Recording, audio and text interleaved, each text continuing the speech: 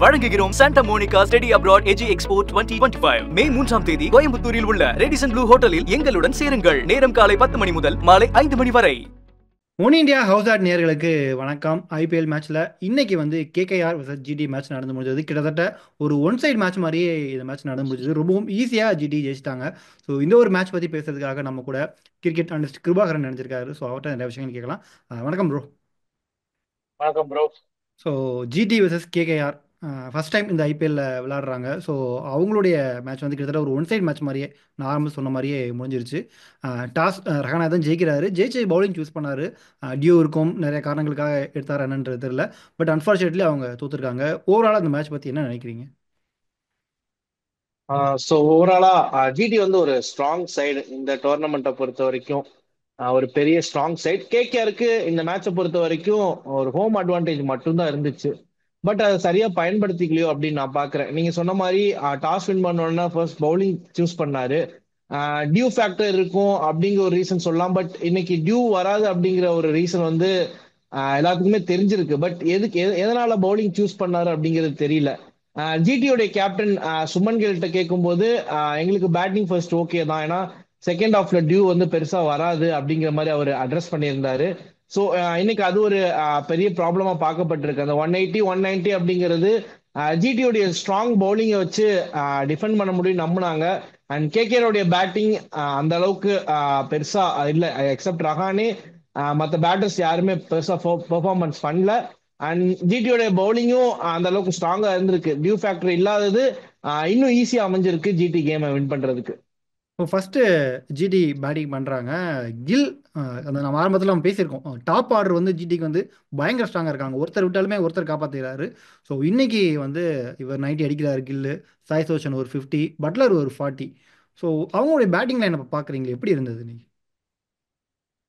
So ஜிடியோடைய அந்த batting லைனப்பை பொறுத்த வரைக்கும் இந்த டாப் த்ரீ ஆக்சுவலா அதுக்கு மேல பெர்ஃபார்மன்ஸ் பண்ணவும் இல்லை. அண்ட் அந்த பெர்ஃபார்மன்ஸ் பண்ற அளவுக்கு அந்த டாப் த்ரீ இருந்ததும் இல்லை. டாப் த்ரீ ஃபெயிலியர் ஆனதும் இல்லை.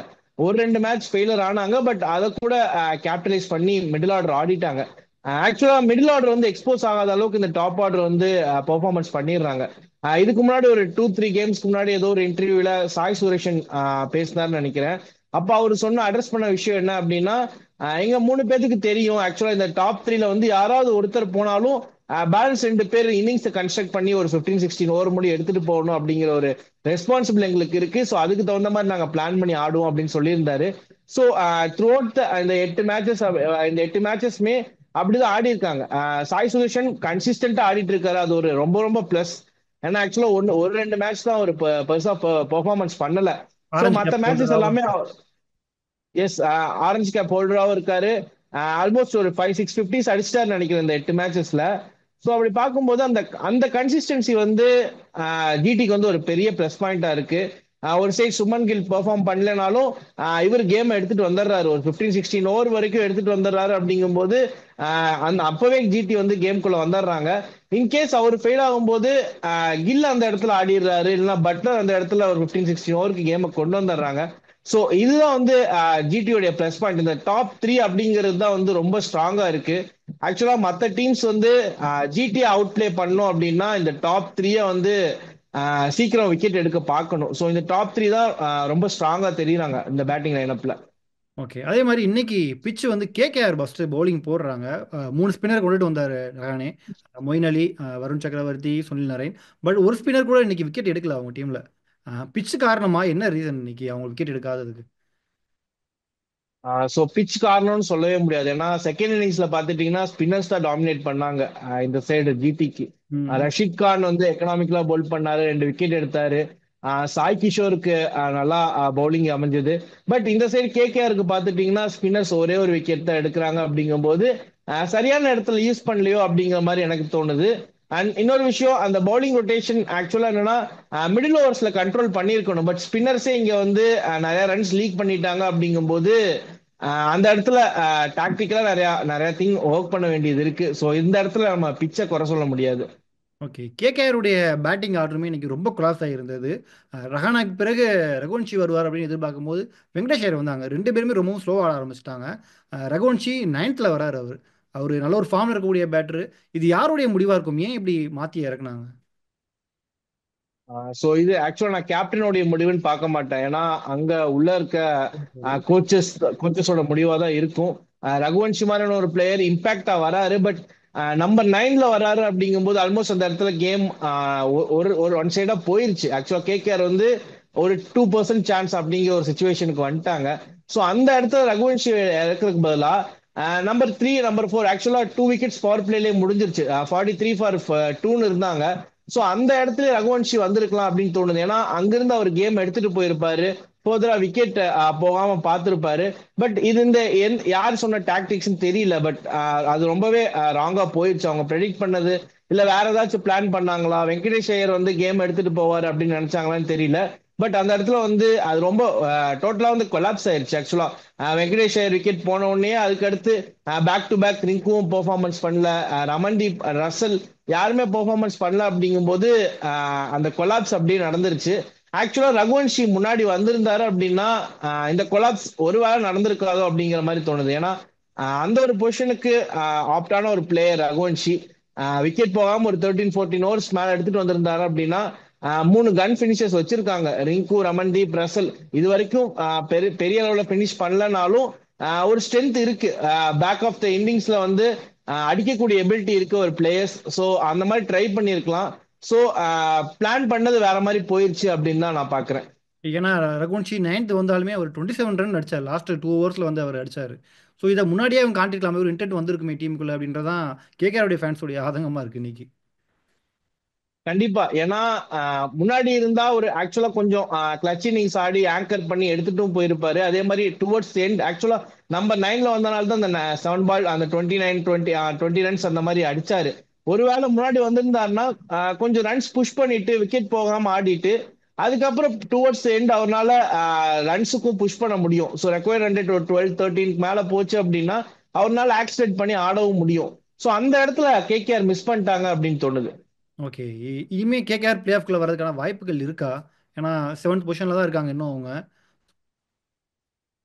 ஸோ இப்போதைக்கு பார்க்கும்போது டீமோடைய காம்பினேஷன்ஸ் வச்சு பார்க்கும்போது வாய்ப்பு இல்லை அப்படின்னு தான் தோணுது.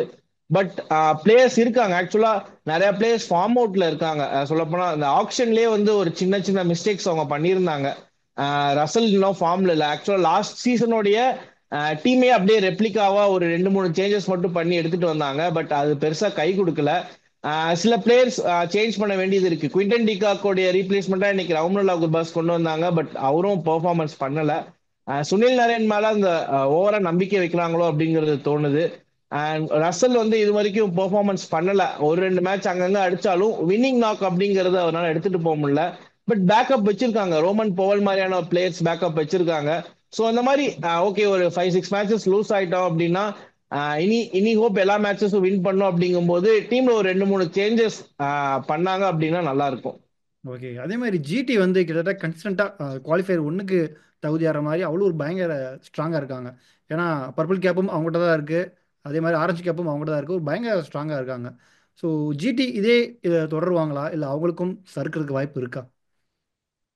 ஸோ ஜிடிஏ பொறுத்த வரைக்கும் கிளியர் பிளானோட வந்திருக்காங்க. ஒவ்வொரு மேட்சஸ்க்கும் அவங்க பார்க்கும்போது கிளியர் பிளான்ஸோட வராங்க. இந்த டீம்ஸுக்கு எகெயின்ஸ்டா இந்த பிளேயர்ஸ்க்கு எகெயின்ஸ்டா இதுதான் மேட்ச் அப்ஸ் அப்படிங்கிற மாதிரி வராங்க. எந்தெந்த இடத்துல யாரு பவுலிங் பண்ணணும், அதே மாதிரி இந்த டாப் 3 நான் ஆல்ரெடி சொன்ன மாதிரி டாப் 3 கன்சிஸ்டன்டா பெர்ஃபார்மன்ஸ் பண்றாங்க. நீங்க அந்த டீமை டிஃபீட் பண்ணும் அப்படின்னா இந்த டாப் 3 விக்கெட்டை சீக்கிரம் எடுத்து மிடில் ஆர்டர் எக்ஸ்போஸ் பண்ணும். அதே மாதிரி பவுலிங்ல பாத்துட்டீங்க அப்படின்னா ஒவ்வொரு மேட்சுக்கும் ஒரு பிளேயர், இந்த இம்பாக்ட் பிளேயரை வந்து பெர்ஃபெக்டா யூஸ் பண்றது நான் ஜிடின்னு தான் சொல்லுவேன். ஒரு மேட்சுக்கும் ஒரு இம்பாக்ட் கொண்டு வராங்க.